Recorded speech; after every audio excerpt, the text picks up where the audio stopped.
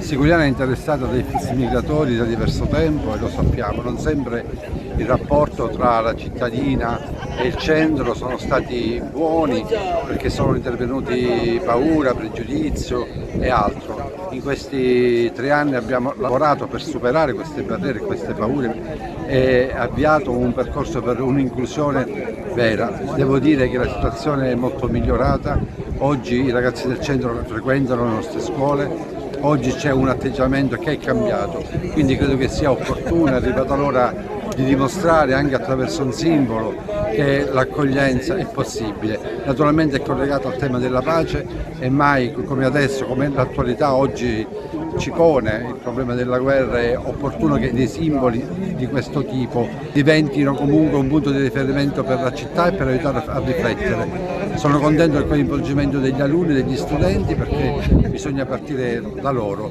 È un piccolo passo, è un piccolo segno di un piccolo paese, però attraverso i piccoli segni si possono costruire anche delle grandi cose.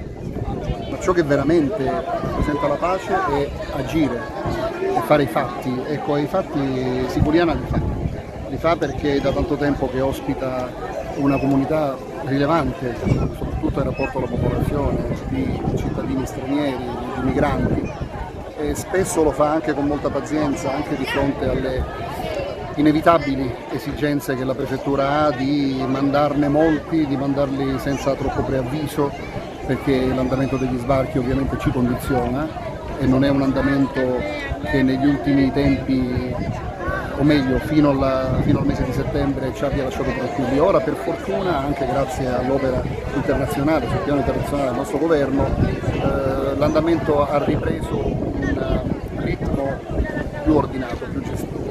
Ma abbiamo avuto dei momenti molto difficili e in questo ci siamo sempre trovati vicini la comunità di Siculiana. L'opera è stata dedicata all'amore, alla pace nel mondo.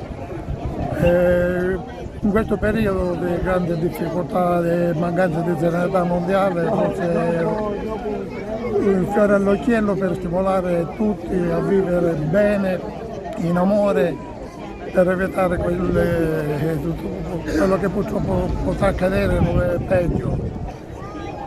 Che sia di auspicio per i popoli di vivere in pace, partendo dalla famiglia ai grandi potenti del mondo, quelli che purtroppo non ci danno la serenità. 2 amanti che in un gioco di forte dinamismo e semplicità si amano e l'uomo innalza la donna, quindi l'altruismo, più in alto del proprio valore. È una cosa molto importante, rispettare più di se stesso e gli altri.